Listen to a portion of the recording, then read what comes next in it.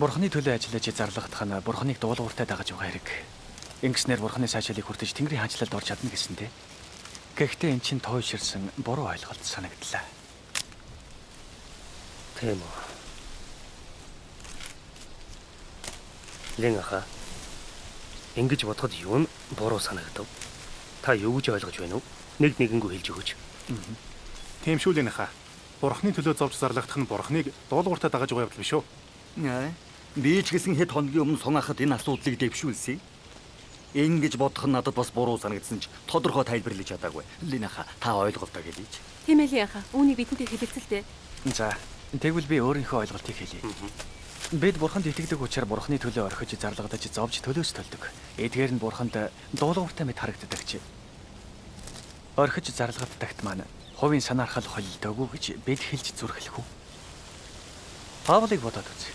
Тэр насан туршдаа эзний төлөө зарлагдаж хөдөлмөрлөж ажилсан мөртөө Бурханд цаашаагдсан билүү? Паул яагаад орхиж зарлагдсан бэ?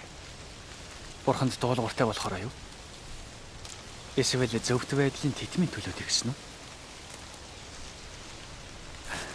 Бас түүхэн дэх бүх ариун хүний дунд эзний төлөө зарлагдаж ажиллахад амьдралаа зориулсан маш олон хүн бий. Гэхдээ тэднээс яг хэд нь эзний цаашаалыг хүртсэн билээ? Яг ямар хүмүүс эзний цаашаалыг хүртдэг вэ? Зөвхөн ерөөл хүртэж Тэнгэрийн хаанчлалд орж шагнуулахын тулд л Бурханд итгэх юм бол тэр хүн насан туршдаа зовж Бурханы төлөө зарлагдлаач Тэнгэрийн хаанчлалд орж чадна гэж хэл зүрхлэх үү?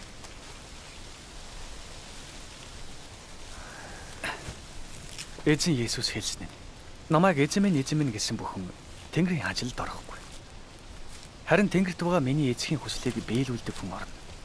Тэр өдөр олон хүн эзэн минь бид таны нэрээр иш үзүүлээгүй гэж юу? Таны нэрээр чөтгөрүүдийг хөөгөөгүй гэж юу? Мөн таны нэрээр гайхамшгүүдийг үйлдэж байгаагүй гэж юу гэх болно. Тэгтэн би тэдэнд ингэж хэлнэ. Би та нарыг хизээж танихгүй. Ёс бусыг үйлдэгчид та нар надаас зайл гэж хэлнэ. Номлож чөтгөрүүдийг хөөж эзний нэрээр гайхамшигт ажил хийдэг хүмүүсийг эзэн мэдэж явахаас татгалзаа зогсохгүй. Тэднийг мууг үйлдэгчид гэдэг. Яагаад тэрв? Эзэн энд юу гэж хэлснийг дутууд улмыг ойлгодог олон хүн бий. Тэд эзний хүслийг огт ухаараагүй. Ийм хүмүүс эзний төлөө ажиллаж зарлагдах юм бол эцэстээ эзний сайшаалыг хүртэх үү?